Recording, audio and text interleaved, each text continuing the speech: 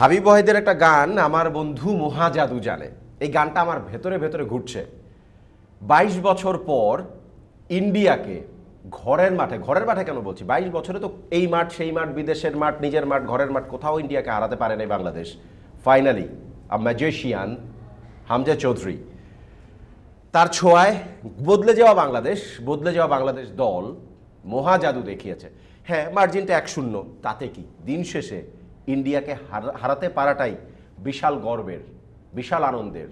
একটা দুর্দান্ত, দুর্দমনীয় বাংলাদেশ ফুটবল দল আমরা কবে দেখেছি আমি আমার স্মৃতিতে সেটা ঠিক মনে করতে পারি না। আমার ক্যারিয়ারেও কবে এরকম আনন্দঘন মুহূর্ত আমাদের জন্য এসছে আমি জানি না। তবে আমার সাথে এরকম আনন্দঘন মুহূর্ত যারা দেখেছেন বা যারা এই আনন্দ শেষ হওয়ার ক্ষণটাকেও দেখেছেন, আবার নতুন করে আরেকটা আনন্দে ঢুকেছেন, এমন দুজন মানুষকে নিয়ে বসেছি।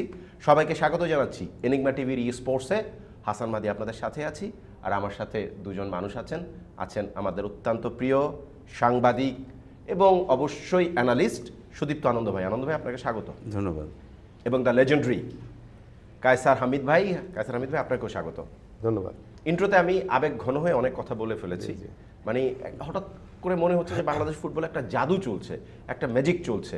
আপনারা একটা সময় দেখেছেন, তারপরে আমরা দেখেছি বাংলাদেশ ফুটবলের অন্ধকার অধ্যায়, তারপরে সেখান থেকে আবার আস্তে আস্তে আলোর পথে চলে যাওয়া, মানে আমরা যাচ্ছি মাত্র সেই কি বলবো আলোর মহাসড়ক, উন্নয়নের মহাসড়ক না, কিন্তু এটা আলোর মহাসড়ক। কায়সার ভাই, আপনার কেমন ফিল হচ্ছে? না, ডেফিনেটলি আমার খুব ভালো ফিল হচ্ছে। আসলে গত ধরতে গেলে মোর দেন 16 ইয়ার্স ফুটবলের অবস্থা খুবই শোচনীয়, অর্থাৎ দর্শক কিন্তু মাঠে যেত না। কিন্তু আমার সবচেয়ে ভালো লাগছে যে এখন এই ম্যাচগুলিতে টিকিট সেল হয়ে যাওয়া, বিশেষ করে লাস্ট ম্যাচে 6 মিনিটে নাকি সকল টিকিট সেল হয়ে গেছে। তো এটাতে বোঝা যাচ্ছে মানুষ কিন্তু ফুটবলকে ভালোবাসে। বাংলাদেশের মানুষের প্রিয় খেলা ফুটবল, এতে কোনো সন্দেহ নাই। তো এই যে হামজা চৌধুরী আসার পর যে একটা জাগরণ, একটু আগে যে আপনি বললেন, এটা সত্যি আমি একমত যে এটা আসার পরে একটা জাগরণ হয়েছে। এবং হামজা চৌধুরী তার সাথে যারা সাথীরা ছিল, তার সাথে যে কয়েকজন এসেছে, জায়ান বলেন, মুরসালিন বলেন, অনেকেই, আমি নাম বলতে চাই না, এটা টিম গেম। তো এর আগে আমি টক শোতে বলেছি যে যদি ডিফেন্সটা কম্প্যাক্ট খেলে, যদি গোল না খায়, তাহলে বাংলাদেশ টিম জিতবে। তো আমি বলছি যে গোলটা ধরে রাখতে পারে না, ডিফেন্সের মধ্যে অনেক ল্যাকিংস ছিল, যেটা লাস্ট ম্যাচে একটু ওভারকাম হয়েছে, কিছুটা তারপরে ল্যাকিং চোখে পড়েছে, তারপরে ল্যাকিংস চোখে পড়েছে। হয়তো একটা সেভ করেছে ওই যে হামজা চৌধুরী, যেটা গোলকিপার আগায় গেল। তারপরে আমি দেখেছি ডিফেন্সে কিছু ল্যাকিং হলো, এয়ার বলে তারা কিছুটা বিট খেতেছিল ইন্ডিয়ার সাথে, যে এয়ারে 2 উইং ব্যাকের হেডিং বা তাদের আরেকটু সচেতন হওয়া উচিত, কারণ এয়ারে অনেকবার বিট খাইছে। এবং সেকেন্ড হাফে মনে করেন প্রায় যে বল পজিশন যেটা, এটা আমাদের হাতের নাগালের বাইরে ছিল, প্রায় 65% ধরতে গেলে ইন্ডিয়ান ছিল। তো এখানে কিন্তু একটু সতর্ক থাকতে হবে আমাদের নেক্সট ম্যাচগুলিতে। তো আমি অভিনন্দন জানাচ্ছি বাংলাদেশ দলকে যে 22 বছর পর যে বিজয়ী হয়েছে। আর লাস্ট যে তারা খেলেছিল ইন্ডিয়ার মাঠে, সেইখানেও কিন্তু আমাদের জয়ী হওয়া অসম্ভব কিছু ছিল না। আমরা যে সুযোগ পেয়েছিলাম 4টা গোল করার সুযোগ, 4টা গোল করার, অন্তত এই গতকালের এই দিন ম্যাচ থেকে আমরা সুযোগ কিন্তু ইন্ডিয়ার মাঠে বেশি পেয়েছিলাম। তারপর আমরা হয়তো ব্যাড লাক আমরা কাজে লাগাতে পারিনি। তো আগামীতে ইনশাল্লাহ আশা করি বাংলাদেশ দল ভালো করবে। এবং রেটিং তো আগের থেকে অনেক ফিফা রেটিং এগিয়ে গেছে, সেই জন্য অভিনন্দন বাংলাদেশ দলকে। আনন্দ ভাই, গত 9 বছরের মধ্যে আমরা এখন ফিফা র্যাঙ্কিংয়ে সর্বোচ্চ অবস্থায় এসেছি, আবার ভারত নেমেও গেছে, আমরা সে মেবি 180 এখন। এই ম্যাচটা বাংলাদেশ ফুটবলের ভবিষ্যতের জন্য কি ধরনের ইম্প্যাক্ট রাখতে যাচ্ছে বলে আপনি মনে করেন? দেখেন, একটা জয়ে আমি অনেক পরিবর্তন চলে আসবে আমি এটা মনে করি না। হ্যাঁ, একটা তো চেঞ্জ এসছে, জিততেই তো পারছিলাম। হ্যাঁ, একটা চেঞ্জ এসছি। গত মার্চে হামজা যখন এই ইন্ডিয়ার বিরুদ্ধেই অভিষেক হলো শিলংয়ে, আমি সেই ম্যাচটা দেখতে গিয়েছিলাম। ওখানে আসলে আমাদের খুব ভালো চান্স ছিল, ওই ম্যাচেই আসলে জয়ের অভিষেকটাও হয়ে যেতে পারত। আমি বলবো যে এই ঢাকায় যেই জয়টা হয়েছে, এটা হামজারও একটা অভিষেকই হয়েছে, কারণ ভুটানের সাথে আমরা একটা প্রীতি ম্যাচ জিতেছিলাম, যেই ম্যাচটায় ও গোল করেছিল। তো একটা প্রতিদ্বন্দ্বিতাপূর্ণ ম্যাচে প্রথম জয়, আমি এটাকে একটু আলাদা করেই রাখবো। আর হ্যাঁ, হামজা আসায় আমাদের ফুটবলে একটা পজিটিভ একটা বাক বদল ঘটেছে, কিন্তু কায়সার ভাইরাই ভালো বলতে পারবেন আসলে। যতক্ষণ পর্যন্ত আপনার ডোমেস্টিক ফুটবলটা কম্পিটিটিভ না হবে, জমজমাট না হবে, ক্লাবগুলোকে আরও বেশি পেশাদারিত্বের মধ্যে নিয়ে না আসা যাবে, ততক্ষণ পর্যন্ত আমি বলতে পারবো না যে আসলে এই একটা দুইটা জয়ে আমরা খুব এগিয়ে গিয়েছি। এটা আমি দুঃখ প্রকাশ করেই বলছি আর কি। কাছার ভাই, আনন্দ ভাই যেটা বলছেন যে ক্লাব ফুটবলকে আরো পেশাদারত্বের মধ্যে নিয়ে আসা, এই নিয়ে আসার কাজটা আসলে কার? এটা কি একটা আসলে দেশের এটা- ফুটবল ফেডারেশন করে, নাকি একটা দেশের ফুটবল কালচার এটা ডেভেলপ করে? যে আসলে ধরেন আমি বলবো যে ফুটবল ফেডারেশনের একটা দায়িত্ব এবং ক্রীড়া মন্ত্রণালয়ের একটা দায়িত্ব রয়েছে। আপনি এটা তৃণমূল পর্যায় থেকে আপনি কিন্তু খেলোয়াড় বের করে নিয়ে আসতে হবে। আপনি অনেক দেশ খেলে বিশ্বকাপে, দেখবেন যে একটা জেলা থেকেও কম লোক। কাছার ভাই, এই গল্পটা আমি একটু ডিবেট করি, আমি করতে চাই আর কি এই জায়গায়, যে সবসময় বলা হয় তৃণমূল পর্যায় থেকে ফুটবলার বের করে নিয়ে আসা। আমরা যদি ইউরোপিয়ান ফুটবল যেহেতু স্ট্যান্ডার্ড হিসেবে আমরা ধরি, লাতিন ফুটবল বাদ দিলাম দূরে, ইউরোপিয়ান ফুটবল স্ট্যান্ডার্ডে সাধারণত এই ধরনের মানে র ট্যালেন্ট খুঁজে বের করে ক্লাব। যেমন ধরেন বার্সেলোনার স্কাউটরা মেসিকে বের করেছে, নেইমারকে বের করেছে, ধরেন তার তুরস্কের একজন ফুটবলার আর্দা গুলের খেলে হচ্ছে কি এখন রিয়াল মাদ্রিদে, এটা রিয়াল মাদ্রিদের স্কাউটরা খুঁজে বের করেছে। তুরস্কের বিভিন্ন ছোট ছোট লিগগুলোতে তারা দেখে, পৃথিবীর ভালো ভালো ফুটবল প্লেয়িং নেশনসে তাদের স্কাউটরা থাকে। আমাদের ক্লাবে এই ধরনের কাজ তো আমরা কখনোই দেখিনি। আসলে ক্লাবের এটা হয়তো ফাইন্যান্সিয়ালি এত সাউন্ড না। আপনি যেসব ক্লাবের কথা বলছেন দে আর ফাইন্যান্সিয়ালি ভেরি সাউন্ড, তারা তাদের এজেন্ট তাহলে এই যে কায়সার ভাই, এই যে আমাদের এখন নন রেসিডেন্স বাংলাদেশ ফুটবলাররা, হামজা খেলছে, সমিত খেলছে, জায়ান এসছে, কিউবা মিচেল, আরো অনেকে পাইপলাইনে, ক্যাসপারের দেখলাম পাসপোর্ট হয়েছে, এদেরকেও তো কোনো না কোনো কয়েকজন স্কাউট এজেন্টরাই আমি দেখেছি যে প্রথম খুঁজে বের করেছে, বা তাদের নাম আসলে সোশ্যাল মিডিয়াতে নিয়ে এসেছে। পয়সা লাগে না কিন্তু কায়সার ভাই। আমি সেই কথায় আসছি যে এমন অনেক দেশ খেলছে বিশ্বকাপে যে একটা জেলা থেকে কম লোক, মানে if they can produce world standard footballer, তো ওয়াই নট বাংলাদেশ? একটা আপনি দেখেন কলসিন্দুর একটা এলাকায়, ওইখানে মেয়েদের ফুটবলের আপনি দেখেন 8-9 তারা বের করছে। এরকম যদি প্রত্যেকটা ইউনিয়ন বলেন, থানা বলেন, বা জেলা লেভেলে, আমি জেলা লেভেলই আসি, যদি বিকেএসপি যদি এরকম ইয়ে করা হতো, যে ওখান থেকে ট্যালেন্ট হান্ট করা হতো, তাহলে ডেফিনেটলি এখান থেকে খেলোয়াড় বেরিয়ে আসতো। কয়েকদিন আগে একটা ইউটিউবে দেখলাম, একটা ছেলে, ছোট্ট বাচ্চা ছেলে, 6 বছর 7 বছর হবে, তার যে বল কন্ট্রোলিং দেখে আমার মনে হয়েছে যে সে আসলে ভবিষ্যতে খুব ভালো খেলোয়াড় হতে পারবে। এবং আপনার সাবেক গোলরক্ষক আমিনুল্লাহ সেখানে গিয়ে তাকে প্যাট্রোনাইজ করেছে, আমরা নিউজটা করেছি। হ্যাঁ, এটা নিউজে করা হয়েছে। তো এই যে এরকম কিন্তু ট্যালেন্ট কিন্তু প্রত্যেকটা গ্রামে গঞ্জের মধ্যে আছে ছোট বাচ্চাদের, কিন্তু এগুলিতে ক্রিয়েট করতে হবে। অর্থাৎ আন্ডার 6, আন্ডার 8, আন্ডার 10 এর মধ্যে কিন্তু খুঁজে বের করতে হবে। যখন একটা খেলোয়াড় বয়স বেশি হয়ে যায়, 16 বা 18, তখন তাকে ঘষা মেজা করে 19-20 করা যায়, বা 19 থেকে 80, 100 এরকম করা যায় না। বাট ট্যালেন্ট হান্টিংয়ের সময়টা হলো বেশিরভাগ যত টপ মাস্ট প্লেয়াররা আছে তাদের আপনি ইতিহাস ঘাটেন, ওরা কিন্তু পিকটা হয়েছে এই 8-10-এর মধ্যে, এর মধ্যেই তারা হয়ে যায়। এই জন্য আমি বলছি এই ট্যালেন্ট হান্টিংকে জোর দিলে ডেফিনেটলি বাংলাদেশে অনেক খেলোয়াড় বেরিয়ে আসবে। আমি একটু যোগ করি, সেটা হচ্ছে ক্লাবকে আমরা আসলে দোষারোপ করতেই পারি যে ক্লাবগুলো কেন এই কাজটা করছে না। মানে ওয়ার্ল্ড ফুটবলে যেই প্রেসক্রিপশন, যেভাবে ওয়ার্ল্ড ফুটবল চলছে, আমাদের দেশে কেন হচ্ছে না? আমাদের প্রেক্ষাপটটা কিন্তু আসলে একেবারেই ভিন্ন, এটা একটু মানতেই হবে। ওকে, আমাদের এই কালচারটা কখনোই গড়ে ওঠে নাই। বাট আমি স্পেশালি থ্যাঙ্কস জানাবো ক্লাবগুলোকে। আজকে ক্লাবগুলো প্রতি বছর টিম করতেছে, এবং আপনি খেয়াল করে দেখবেন যে বাংলাদেশে যে কয়েকটি স্পোর্টিং ক্লাব আছে, এদের মূল খেলা কিন্তু ফুটবল। আমরা ক্রিকেটকে আগায় রাখার কথা বলি, কিন্তু আপনি এখন পর্যন্ত দেখবেন যে প্রতিটা ক্লাব তাদের মূল স্পোর্টস হিসেবে ধরে নিচ্ছে ফুটবল। তারা ফুটবলে ইনভেস্ট করছে, যে করেই হোক। তারা হয়তো বা ডোনেশনের মাধ্যমে করছে, বা স্পন্সরদের এনে, বা তার কাছ থেকে। অনেক ক্লাব আছে নিজেরাই মেম্বাররা মিলে হচ্ছে টাকা পয়সা দিয়ে ক্লাব চালিয়ে যাচ্ছে। তো তাদেরকে থ্যাঙ্কস জানাতে হবে, তাদেরকে কৃতজ্ঞতা জানাতে হবে। এইখানে যেটা মিসিং লিঙ্ক, সেটা হচ্ছে এই ক্লাবগুলোকে প্রফেশনাল স্ট্রাকচারে আনার জন্য একটা সুষ্ঠু গাইডলাইন এবং কিছু কিছু ক্ষেত্রে একটু প্রেশারাইজ করা। এই কাজটা করবে কে? এই কাজটা করার কথা হচ্ছে ফুটবল বডি যে আছে, ফুটবল ফেডারেশন। আমরা 2007 সাল থেকে পেশাদার যুগে পা রেখেছি, কিন্তু এই আজকে 2025-এর লাস্ট লিগ হয়েছে, 17টা লিগ হয়েছে। আমি তো বলবো যে 17টা লিগ 15টা ফরম্যাটে হয়েছে। কেন এটা হলো? এইটা তো আর ক্লাব ঠিক করে দেয় না, এটা তো ফুটবল ফেডারেশন করে। তো আমার কাছে মনে হয়েছে যে আসলে ফুটবল ফেডারেশনকে আরও বেশি স্ট্রিক্ট হওয়া উচিত। আজকে মোহামেডানের মতন ক্লাব, যেই ক্লাব কায়সার ভাইদের মতন তারকা প্রডিউস করেছে, আজকে কায়সার ভাই কিন্তু বাংলাদেশের চেয়েও বেশি হচ্ছে মোহামেডানকে দিয়েই পরিচিত হয়েছে। হাজার হাজার মানুষ তাদের প্র্যাকটিস দেখতে আসছে। আবার তাদেরও আক্ষেপ আছে এই প্র্যাকটিস ফিল্ডটা তাদের নিজেদের নাই। কেন আজকে মোহামেডানের একটা মাঠ নাই, কেন আজকে আবাহনীর একটা মাঠ নাই? আমাদের আছে সাধন ভাই। না, নাই। নাই, আমি হ্যাঁ, বলছি হ্যাঁ। সেটা একটা প্র্যাকটিস ফিল্ড আছে, বাট একটা ভেন্যু নাই কেন? Venue নাই। আজকে বসুন্ধরা কিংসের মতন একটা ভেন্যু কেন থাকবে না? এগুলি তো আরো 20 বছর 25 বছর আগেই হয়ে যাওয়ার কথা মোহামেডান আবাহনী। exactly. তো এদেরকে বাধ্য করা, এদেরকে বোঝানো, রিয়েলিটিটা তাদের কাছে তুলে ধরা, এইটার কাজটা কিন্তু ফুটবল ফেডারেশনের। এইটা কি ঠিকমতো হয়েছে? এটা হয়নি বলেই আজকে আমরা ডোমেস্টিক ফুটবল নিয়ে এখনও দীর্ঘশ্বাস ফেলতেছি।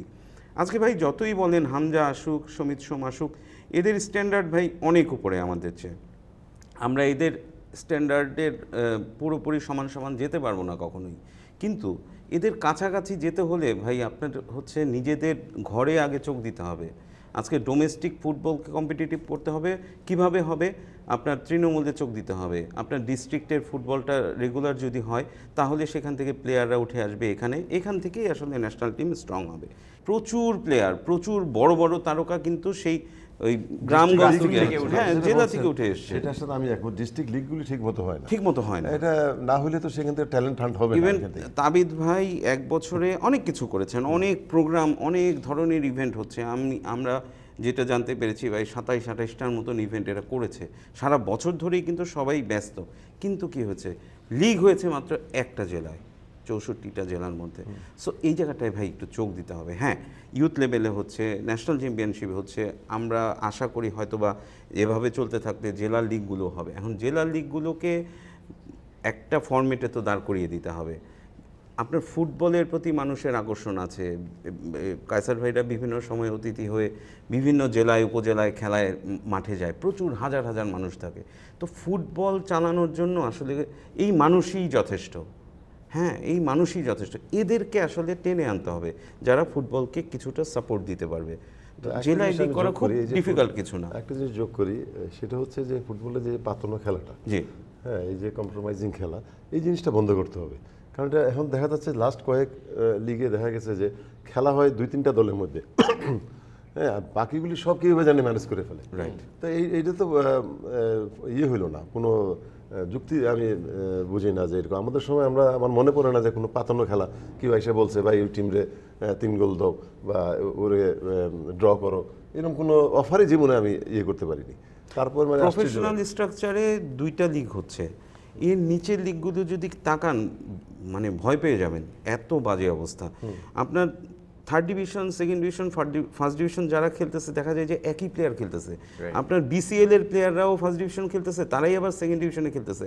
আপনার পাইপলাইন তো উঠতেছে না, হয়ে উঠছে না। আপনার কিছু ক্লাবগুলো সিন্ডিকেট করে এই নিজেদের মধ্যে পয়েন্ট দেওয়া নেওয়া করতেছে, নানাভাবে করতেছে। প্লাস এর সাথে যুক্ত হয়েছে আপনার হচ্ছে বুকি, বাজি।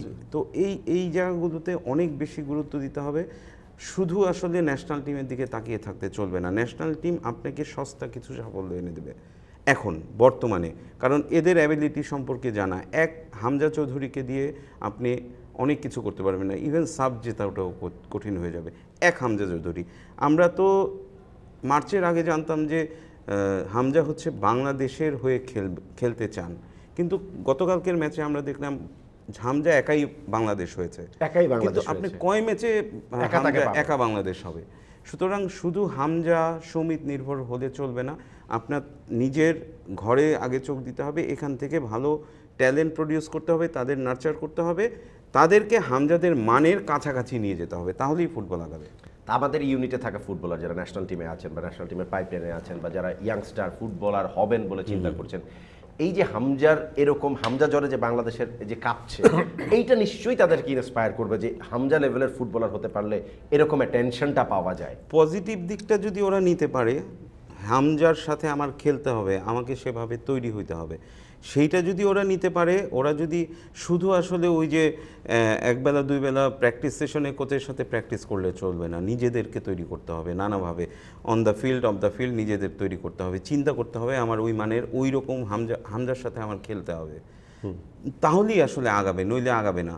একটা জিনিস খুব দেখেন যে এই যে ধরেন মোরসালিনের কথাই বলি, কি সুন্দর একটা গোল করলো, ওর শুরুটাও কিন্তু এরকমই খুব সুন্দরভাবে হয়েছিল, কিন্তু ও কিন্তু মাঝখানে নিজেকে হারিয়ে ফেলেছিল। কেন হারিয়েছিল? ওই যে একটু আলোচনা হচ্ছে সোশ্যাল মিডিয়ায়, একটু আলোচনা হচ্ছে, একটু স্টারডমের কাছাকাছি যাচ্ছে, এই অবস্থা চাপটাই থেকে সামলাইতে পারে নাই। ও নিতে পারে নাই। অন্যান্য অনেক এলিমেন্ট, এই মানে বাইরের অনেক এলিমেন্ট, ফুটবল দুনিয়াটা ভাই খুব আজব একটা দুনিয়া, এই বাইরের অনেক এলিমেন্ট তাদেরকে সবসময় আকর্ষিত করে। আমি মানে আমার 22 বছরের Right, right. মানে অভিজ্ঞতায় আমি যেটা সব সব খেলাধুলা। মানে খেলাতেই স্পেশালি ফুটবল খেলাধুলাতেই বলবো, কারণ হ্যাঁ। ফুটবল তো আসলে পৃথিবীর সবচেয়ে বড় খেলা, সবচেয়ে পপুলার খেলা, এটা নো ডাউট, এটা নিয়ে কোনো তর্কই চলবে না। এটা নিয়ে তর্ক তো- করলে বোকামি হয়ে যাবে। হ্যাঁ, সুতরাং এই জিনিসগুলো গায়ক যখন আসিফের মতো টানে, অবস্থা। হ্যাঁ নিষিদ্ধ অনেক কিছু টানে, তাদেরকে আকর্ষিত করে। এখন নিজেকে আপনি কিভাবে ঠিক করবেন, এটা নিজের কাছেই। এটা আপনাকে কোচও ঠিক করে দিতে পারবে না, আপনার ক্লাবও ঠিক করে দিতে পারবে না। আপনাকে নিজেকে ঠিক রাখতে, আপনি যদি নিজে ঠিক থাকেন তাহলে একদিন আপনি কায়সার হামিদ হইতে পারবেন, একদিন আসলাম হইতে পারবেন। তাহলে এই প্রশ্নটা একটু কায়সার ভাইকে করি। কায়সার ভাই, আপনারা কিভাবে ঠিক রেখেছিলেন নিজেদেরকে? মানে এই যে যেই কথাটা আনন্দ ভাই বলেছে, আমি যদি আরেকটু জেনজিদের মতন করে বলি, কিন্তু দুষ্টামি তো আপনারাও করতেন নাকি? না, এটা তো অবশ্যই, কিন্তু এখন যেরকমভাবে সোশ্যাল মিডিয়ায় ধরেন ফেসবুক বলেন বা ইউটিউব, ওই সময় তো আমাদের সময় এরকম ছিল না। এত কিছু ছিল না। ওখানে ছিল না। ওই সময় বেশিরভাগ হলো পত্রিকার মাধ্যমেই বেশিরভাগ ফলো আপ হতো, এরকম সেরকম এতটা প্রভাব পড়তো না ওই জিনিসটা। তবে এটা সত্যি কথা যে একটা মানে প্রিন্ট মিডিয়া বলেন বা যে কোনো মিডিয়া একটা প্লেয়ারকে উঠাও দিতে পারে, অনেক আবার ডুবেও দিতে পারে, অনেক কিছু লেখে টেখে। তো এই জিনিসটা আসলে আমার মনে হয় যে কোনো একটা প্লেয়ার ইগনোর করা উচিত, মানে তার সম্পূর্ণ এফোর্ট দিয়ে সে খেলা উচিত। একটু আগে যেটা বললেন যে মাঝখানে হারাই গেছিল মোরসেলি, তো এই যে আবার ওভারকাম করে আসছে, সেজন্য তো আমি অভিনন্দন জানাচ্ছি। কিন্তু সে আমি বলবো যে কোনো প্লেয়ারের এইসব সাইট টোটালি ইগনোর করে তার কনসেন্ট্রেশন দেওয়া উচিত যে আমার 100% এফোর্ট দিতে হবে। যেটা গত ম্যাচে সত্যি খেলা দেখে, মানে আমি কিন্তু ভিআইপিতে টিকিট পাইছিলাম, বুঝছেন, কিন্তু ভিআইপিতে আমি যাইনি। আমি ফেডারেশনে বলা, ভাই ভিআইপি আমার টিকিট দরকার নেই, গ্যালারিতে। তো গ্যালারিতে আমার ছেলের সহ আরও অনেকেই ছিল গ্যালারিতে। গ্যালারিতে খেলা দেখার আনন্দই তো আলাদা। রুমে বসে খেলা, গ্যালারিতে খেলা। তবে একটা জিনিস মিস করছি খুব, যে গ্যালারিতে বসলে ওই যে এই বাদাম এই ছাড়া মানে এই যে সাউন্ডগুলি, এটা সেই স্মৃতিগুলি আমার খুব মনে পড়তেছিল যে আজকে দর্শক ভর্তি গ্যালারি, কিন্তু সে আমাদের সময় যেরকম হইতো যে এবং ঘন্টার পর ঘন্টা, এটা 4টা 5টা বাজে ম্যাচ, মানে 12টার মধ্যে প্যাকড হয়ে গেছে। তখন কি করবে? কার্ড খেলা চলতো, নিজেরা তাস খেলতেছে, নানা রকম খাওয়া দাওয়া চলতেছে, এত উৎসব মুখর। এখন বিষয়টা হচ্ছে স্টারডমটা আসবে কিভাবে? এই যে দর্শকদের আসতে হবে ডোমেস্টিক ফুটবলে, তাদেরকে টানতে হবে, সেখান থেকেই আসলে তাদের কাছে প্রমাণ করতে হবে, প্রেশারটা নিতে হবে, দর্শকদের সমর্থকদের প্রেশারটা নিতে হবে, তবেই তো আপনি আসলে সেরা হইতে পারবেন। আপনি দর্শক শূন্য মাঠে খেলতেছেন, লাখ লাখ কোটি কোটি টাকা আপনার অ্যাকাউন্টে ঢুকে যাচ্ছে, ক্লাবগুলোর প্রতি এজন্যই তো কৃতজ্ঞতা জানাই। এই যে এই সব প্লেয়ার মানের কথাই যদি বলেন, সেদিক দিয়ে তো আসলে তাদের খুব কাছাকাছিও না, কিন্তু 20 লাখ টাকা কায়সার ভাইরা পাইছে কিনা? ওই সময় 20 লাখ কিন্তু ওই সময় কিন্তু 20 লাখ এখনকার অনেক টাকা। সেটাই না, আমি বলতেছি যে তারপরেও তাদের আমি একমত, মানে টাকাটা নিয়ে তাদের প্রমাণ করতে হতো যে আমি ভালো প্লেয়ার, নইলে তো গালাগালি করে শেষ করে দেবে। সো এই জায়গাটায় আসলে আমাদের একটা বড় মিসিং লিঙ্ক। এখন এই ইন্টারন্যাশনাল ফুটবলে ফিরতেছে, এটা ডোমেস্টিকে ফেরাতে হবে, ডোমেস্টিককে কম্পিটিটিভ করতে হবে। কায়সার ভাই, আমরা একটু টেকনিক্যাল অ্যাসপেক্টে যদি আসি, বা বাংলাদেশ ইন্ডিয়া ম্যাচ আপনি বলেছেন যে ডিফেন্সের লু ফলস তো রয়ে গিয়েছে, সেটা একদম চোখে পড়েছে স্পষ্ট। সেকেন্ড হাফে ইন্ডিয়া ডমিনেট করেছে, যেটা শিলংয়ে বাংলাদেশ করেছিল। আমাদের ঘরের মাঠে তারা সেই কাজটা উল্টা করেছে। এটা কেন হয়েছে? দ্বিতীয় হচ্ছে, আমরা হামজাকে দেখেছি যে কখনো কখনো centre back, last man of the defence, মানে গোলকিপারেরও পেছনের পজিশনে তিনি খেলেছেন। হামজা যেহেতু গোল করার এবিলিটি আছে, তাকে কাবরেরা একটু মোর অ্যাটাকিং রোলে খেলাতে পারতো কিনা, নাকি ডিফেন্সের এই ভগ্নদশার কারণে আসলে তাকে most of the time centre back হিসেবে খেলতে হয়েছে? আসলে এটা আমি বলবো যে ডিফেন্সে আরও কয়েকজন তৈরি করা দরকার। কারণ হামজার যে পজিশনটা এলো ডিফেন্সে বা মিডফিল্ডে খেললে আমার মনে অনেক ভালো হবে বাংলাদেশ দলের জন্য। মিডফিল্ডে খেলে সে ডিফেন্সও কাভার দিতে পারবে, প্লাস হলো অ্যাটাকিংয়ে। তার কিন্তু অ্যাটাকিং অ্যাকুরেসি, ওই সেদিন ইন্ডিয়ার খেলাও একটা ভলি করছিল, ওইটা যদি গোলে থাকতো, অল্পের জন্য এটা সে গোল পায় নাই। তার কিন্তু অ্যাটাকিং খুবই ভালো, তার ডিস্ট্রিবিউশন এবং এগুলি খুবই ভালো, এবং ডিফেন্সিভ সাইডটা তো চমৎকার, আপনারা দেখেছেন। কিন্তু তাকে মনে হয় ডিফেন্সে আর একজন তৈরি করে তাকে মাঝখানে খেলাইলে অনেক জিনিসটা ভালো হবে। ডিফেন্সে এই তৈরি করাটা আনন্দ ভাই কত বছর, মানে এখন নতুন করে তার তৈরি করতে হবে, নতুন প্রজন্ম থেকে আনতে হবে অবশ্যই। না, আমি এটা বলার আগে একটু বলি যে টেকটিক্যাল যেই মানে এররগুলো আসলে এটা আমরা 3-4 বছর ধরেই হয়ে আসতেছে। মানে সরি টু সে আমাদের আমরা এরকম একজন কোচকে এত বছর ধরে সুযোগ দিয়ে রেখেছি। আমরা এই প্রশ্নটাই করতে চেয়েছিলাম যে আমি এই সেটাই বলি কোচটা যে কি আসলে আমাদের লাগে এখন আর। হ্যাঁ, গত মার্চের আগ পর্যন্ত তারপরেও মানা যেত, কিন্তু হামজা সমিতদের মতন স্ট্যান্ডার্ডের প্লেয়াররা যখন চলে এসছে, আমার মনে হয় না যে এই কোচ মানে ফিট ফর দিস টিম। আমাদের আসলে এরকম একজন কোচ লাগবে, এদের মানের কাছাকাছি মানে খেলাতে পারবে স্থানীয়দের, এরকম একজন কোচকে আমাদের নিয়ে আসতে হবে। তার জন্য আপনার অনেক কিছু করতে হবে, আপনাকে খুব বেশি মোটিভেটেড হইতে হবে, আপনাকে অনেক বেশি সাউন্ড হইতে হবে টেকনিক্যালি। কি করে আমার লিমিটেশনসের মধ্যে থেকে সেটা আদায় করতে পারবে সেটা করতে হবে, ভালো কৌশলে খেলাতে হবে। তো কৌশলের জায়গাটা দেখেন, সেকেন্ড হাফে যেটা হয়েছে, আমরা একটা লিড নিয়ে নেওয়ার পরে আমরা সেকেন্ড হাফে আসলে অনেক বেশি চেষ্টা করেছি আমরা লিডটাকে ধরে রাখার। এটা একটা বড় ভুল, টেকনিক্যাল ভুল। এটা আমার কাছে এক গোলের লিড ডিফেন্স করে ধরে রাখা যায়, এটা যে কোনো সময় এটাই হতে পারে। স্পেশালি আমরা লাস্ট কয়েকটা ম্যাচেই আমরা ডাইং মোমেন্টে কিন্তু গোল হজম করেছি। এবং সবচেয়ে আমার খারাপ লাগছে কি মনে করেন, এই যে এক গোলে আমরা লিড, ওইটা তো খুব একটা ডেঞ্জার পজিশন। এখানে এই গোলকিপারের সাথে ডিফেন্সের খুচুর মুচুর করতেছে, মানে একজন একজনের পাস দিচ্ছে, কেউ ডিফেন্সে স্টপারে দেয়, আবার সাইড ব্যাকে দিচ্ছে, আবার গোলকিপারের কাছে। এখন সেই কনফিডেন্স প্লেয়ার কিন্তু আমাদের মধ্যে হামজা ছাড়া এই কন্ট্রোল করে যে এরকম যে এই যে এখানে কয়েকবার ফাম্বেল হয়েছে এবং আমাদের গোল মানে লাকিলি আমরা গোল খাইনি, এবং একটা তো হামজা সেভ করেছে, কিন্তু এরকম বেশ কয়েকবার করেছে। তো এটা আসলে আমি জানি না কোচের কি টেকনিক যে তুমি লং করো না, কারণ ওই টাইমে আমার মনে হয় যে অলওয়েজ মানে ওই পারে ফালাই দেওয়া বলটা। সেভ করার আগে আমি একটু বলি যে হামজা সেভটা তো অসাধারণ সেভ, এবং ওর ক্যারিয়ার জুড়ে এরকম হাজার হাজার সেভ আছে। ও আসলে he is a destroyer, he is a ultimately he is a destroyer. মানে ও তো আসলে সমিত যেই রোলটা প্লে করবে সেটা ও করবে না, কিন্তু এখানে এসেও অনেক কিছু করতেছে। বাংলাদেশের লিমিটেশনসের কারণে ওকে অনেক কিছু করতে হচ্ছে, ও করতেছে, ও নিজের থেকেই করতেছে। এগুলো হয়তো বা কাবরেরার মতন কোচ ওকে শিখিয়ে দেবে আমি এটা বিশ্বাস করি না। ও নিজের মানে যেই প্রয়োজনটা সেই প্রয়োজনটা অনুযায়ী ও ডিসিশন নিয়েও করছে। আমি বলতেছি যে পজিশন মানে যে ফরমেশনটা, এটার মধ্যে কিছুটা অনেক গ্যাপ আছে। আপনি আজকে ইন্ডিয়া কেন সেকেন্ড হাফে এত বেশি অ্যাটাকিং হতে পারলো, কারণ আমরা স্পেস করে দিয়েছি, আমরা মিডফিল্ডে অনেক বেশি স্পেস করে দিয়েছি। আমাদের আরেকটু হাইলাইন খেলা উচিত ছিল ডিফেন্সটা। আমি যেখানে 3 জন ফরওয়ার্ড রেখেছি, আমার উচিত ছিল সেখান থেকে 2 জনকে সবসময় একটু মাঝ মাঠে ঢুকাই দাও, একটু আপারে রাখা। তাতে হতো কি, ওদের নিয়ে আরো 2-4 জন ইনভলভ থাকতো। ওরাও যখন ডিফেন্সে চলে আসছে তখন তো সবাই মিলে অ্যাটাক করার সুযোগ। এই জিনিসগুলি কিন্তু ও রিড করতে পারে না, এটা একটা বড় সমস্যা। আরেকটা আমি একটু যোগ করে দিই, সেটা হচ্ছে মিতুল মার্মা খুব ভালো করছিল, কিন্তু মার্চ থেকে এই নভেম্বর পর্যন্ত 4 জন গোলকিপিং কোচ কাজ করেছে এই মিতুল মার্মাদের নিয়ে। 4 জনের আলাদা আলাদা বৈশিষ্ট্য, আইডিওলজি নিয়ে কাজ করেছে।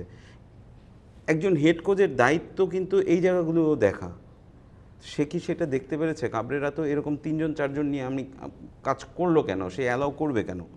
তার উচিত ছিল একজনকে নিয়েই আসলে এগিয়ে যাওয়া। তো একটা প্লেয়ার, একটা গোলকিপার যখন 4 জনের কাছে কাজ করে সে তো বিভ্রান্ত থাকে। আর যখন ম্যাচ বাই ম্যাচ ও ভালো করতেছে না, ওর কনফিডেন্স লেভেল 0 হয়ে যাচ্ছে, ওকে তো একটা ব্রেক দেওয়া উচিত ছিল। আমার টিমে, বাংলাদেশ টিমে শ্রাবণের মতন একজন গোলকিপার আছে যে এফসি টুর্নামেন্টে বসুন্ধরা কিংসের হয়ে খুব ভালো 3টা ম্যাচ খেলে এসছে এবং ভালো টিম প্রতিপক্ষের বিরুদ্ধে। সুজন কিন্তু মিতুলের চোটের কারণে নেপালে গিয়ে নেপালের সাথে ক্লিনশিট রেখেছে। তো আমরা অন্যদের কেন ট্রাই করব না? আমরা জিকোকে চান্সই দিচ্ছি না। চান্স না দিলে আসলে কনফিডেন্সটা আসবে কীভাবে? তো কোচ কিন্তু সেই কিছু শেখানো চিন্তা থেকেই এই 3 বছর 3.5 বছর ধরে এগিয়ে নিচ্ছে। তো এখন পরিবর্তনের সময় আসলে মানে আমাদের ওই ইন্ডিয়ার সাথে ম্যাচটা আমরা লাকি কি যে আমরা গোল খাইনি। যদি একটা গোল খাইতাম তাহলে আমার মনে হয় আরো গোল 2-3টা গোল এমনি হয়ে যেত, কারণ টোটালি ডিফেন্সটা স্ক্যাটার্ড হয়ে গেছিল লাস্টে। বিশেষ করে বারবার আমি মানে বলতেছিলাম আমার পাশে যে বসা, যে এটা কি করতেছে তারা, এক গোলে জিতেছে, ওই খুচুর মুচুর এরকম করছে। আরে ওই কনফিডেন্স প্লেয়ার তো মানে ডিফেন্সে গোলকিপারের কাছে বল যাচ্ছে, আমি ওই সময়টাই করতে পারি না। বিল্ড আপ করব কখন? যখন আমার গোলের জন্য যাইতে হবে, আমি অ্যাটাক গুছিয়ে যাব। আমার তো এখন ডিস্ট্রয় করতে হবে, আমি এখন কেন বিল্ড আপ করব? এবং আনন্দ ভাই, আমি যদি পাসিং অ্যাকিউরেসির কথা চিন্তা করি এবং হোল্ডিং প্লে, যেটা যে আমি অ্যাকুরেটলি 2টা পাসের পরে 3rd পাস আমি বল লুজ করছি, এই জিনিসটা আসলে কেন হচ্ছে? না, এইটা একটু ভালো হয়েছে, আগের চেয়ে অনেকটা উন্নত হয়েছে, এটা আমি বলবো। এখন কিন্তু আসলে পাসিং অ্যাবিলিটিটা বেড়েছে, অ্যাকুরেসিটা একটু বেড়েছে আগের ইন্ডিয়ার চেয়ে। বিপক্ষে আনন্দ ভাই আপনি একটু ভালো করে First half-এ ম্যাচটা ঠিক যদি ছিল। দেখেন, ফার্স্ট হাফে মোটামুটি First half-এ ঠিক ছিল। সেকেন্ড হাফে গিয়ে না, আমরা সেকেন্ড হাফে তো থার্ড বলটাই মিস শুনুন, করেছি। সেকেন্ড হাফে আমরা নিজেরা প্রেস বক্সে বসে বলতেছি যে গোল খাওয়ার জন্য আমরা অনেক চেষ্টা করতেছি, হ্যাঁ, অনেক মানে চেষ্টা বাংলাদেশ অনেক ধরনের চেষ্টাই করতেছে। এটা কি ধরেন এই 11 জন করতেছে, হামজার মতন প্লেয়ার মাঠে থেকে ও করতেছে? এটা করতেছে না, কোচ এভাবে করাচ্ছে। এখানে তো আমি মনে করি যে কোচের প্রতিটা ম্যাচেই আপনি দেখেন সাদুদ্দিনকে একসময় লেফট ব্যাকে খেলাচ্ছে, কখনো রাইট ব্যাকে নিয়ে আসতেছে, আবার রাকিবের মতন রাইট উইঙ্গারকে আপনার রাইট ব্যাকে নামাই দিছে, right, এই কোচ অদ্ভুত একজন কোচ। সো মানে এখনই চিন্তা করা উচিত, মার্চে ম্যাচ, 4 মাস সময় আছে, নতুন কাউকে যদি দায়িত্ব দেওয়ার তাকে নিয়ে আসা হোক, সে ডোমেস্টিক ফুটবলটা দেখুক, তার মতন করে গুছাক, মার্চে যাতে আমরা একটা ভালো ম্যাচ খেলতে পারি। রাইট কাছে ভাই, লাস্ট একদম লাস্ট একদম লাস্ট এইটুকুই আসলে হয়েছে কি, যখন একটা কোচের এরকম কোনো লেকিংস হয়, আমার মনে হয় যে ফেডারেশন যে ঊর্ধ্বতন কর্মকর্তা যারা আছে তার সাথে একটু বসে কথা বলা উচিত। কারণ লাস্ট কয়েকটা ম্যাচেই তার এই যে ফরমেশনগুলির মধ্যে অনেক ভুল হয়েছে। আমরা গোল দিচ্ছি কিন্তু গোল খেয়ে যাচ্ছে, ধরে রাখতে পারছি না। তখন তার ফরমেশনে একটু ইয়ে করা উচিত ছিল, যে আন্ডারটক টিমের সাথে আমরা যখন খেলতাম তখন একরকম ফরমেশন, আবার যখন একটা ভালো টিমের সাথে খেলতাম তখন হইলো একটা ফরমেশন, তখন ডিফেন্সে থাকতেই হবে, মানে গোল খাবো না এই স্ট্র্যাটেজিতে খেলতে হবে। কিন্তু এখানে দেখা যাচ্ছে গোল দিতেছি, আমরা গোল রাখতে পারতেছি না। ভুটানের মতো টিম বলেন, অন্য ছোট মানে যারা নেপালের মতো টিম বলেন, আমরা গোল খাওয়া, তারপরে হংকংয়ের সাথে মানে 3-3 ড্র হওয়ার পরে লাস্ট মিনিটে সবাই উল্লাস করতেছে। আরে একটা সেন্সই নাই যে এখনো 2 মিনিট বাকি রয়েছে, 2 মিনিটে অনেক কিছু হতে পারে, বা 1 মিনিট আগে মনে হয় কয়েক সেকেন্ড আগে গোল খাওয়ার ব্যাপার হয়েছে। এবং দেখেন একেবারে গল্পটা অন্যরকম হতে পারতো। আমরা শিলংয়ে 4টা গোল মিস করে আসছি, শিলংয়ে যদি আমরা 3 পয়েন্ট নিয়ে আসতে পারতাম, আমরা যদি হংকংয়ের সাথে এখানে 1 পয়েন্ট রাখতে পারতাম, ওদের মাঠে গিয়ে 1 পয়েন্ট নিয়ে এসেছি, ওদের মাঠ থেকে নিয়ে এসেছি। দেখেন এগুলো কিন্তু আমাদের মানে একটা খুব ভালো চান্স ছিল। এরকম গ্রুপ আমরা ভবিষ্যতে পাবো কিনা সন্দেহ আছে। সুতরাং আমাদেরকে আসলে আরো ভালোভাবে প্রিপেয়ার হইতে হবে সামনের জন্য। যখন কোচ একটা বারবার ফেল করে, আসলে একটা বিকল্প দেখা উচিত বলে আমি মনে করি। আশা করি হয়তো সামনের দিকে ফেডারেশনের দিকে নজর দেবে। শুধু কোচ নয়, কোচিং স্টাফ নিয়েও চিন্তা ভাবনা করা উচিত। কোচ হলে তো কোচিং স্টাফের বদলটা হবে। এখন সময় এসেছে সম্ভবত সবই দিকে এখন এসেছে একদম পুরো দলটারই আসলে খোল নলচে বদলে ফেলার, হামজাদের স্ট্যান্ডার্ডে আসলে একটা কোচিং স্টাফ এবং ম্যানেজমেন্ট তৈরি করা। Thank you very much Anand ভাই, thank you very much Kaiser Hamid ভাই। আজকের আলোচনাটা খুবই প্রাণবন্ত ছিল এবং শেষের দিকে আলোচনাটা আমার কাছে মনে হচ্ছে আরো বেশি জমজমাট। Thank you very much, thank you. এই দিন না আরো দিন আছে, এক্স্যাক্টলি এই দিনে মনে হয়েছে 22 বছর পরে আমরা ইন্ডিয়াকে হারিয়েছি। বিশাল অ্যাচিভমেন্ট, দরকার ছিল এই জয়টা দরকার ছিল স্পার্কের জন্য, জয়টা দরকার ছিল এই শোলতে আগুন জ্বালানোর জন্য। এখন আলোচনাটা সামনে যাবে, অনেক কিছু বদলের সময় এসছে। যদি বাংলাদেশ ফুটবলকে বদলানোর ইচ্ছাটা থাকে, সেই সদিচ্ছাটাই সামনের দিকে টেনে নিয়ে যেতে পারবে হামজা, সমিত, জায়ান, ফাহমিদুলরা যেভাবে এসছে। সবসময় যে এরকম পাইপলাইন মানে বিদেশ থেকে প্লেয়ার আসতে থাকবে সেটা কিন্তু না। নিজেদের ঘর থেকে যদি আমরা ভালো মানের ফুটবলার প্রডিউস না করতে পারি, তাহলে হয়তো কয়েকদিনের একটা মানে ফাঁপা বেলুন হিসেবে বাংলাদেশ দল থাকবে, কিন্তু একটা সময় সেই বেলুন কিন্তু চুপসে যাবে। চুপসে যাওয়ার সেই রাস্তায় কোনোভাবেই হাঁটা যাবে না। আমরা বদল চাই এবং সেই বদলটা শুরু হোক ইন্ডিয়ার বিপক্ষে বাংলাদেশের জয় দিয়ে। শেষ করছি আজকের এপিসোড। নেক্সট উইকে আরও একটা ব্র্যান্ড নিউ এপিসোড নিয়ে হাজির হয়ে যাবো। ততক্ষণ পর্যন্ত আপনি ভালো থাকবেন, সুস্থ থাকবেন এবং থাকবেন অবশ্যই এনিগবা টিভির সাথে। আল্লাহ হাফেজ।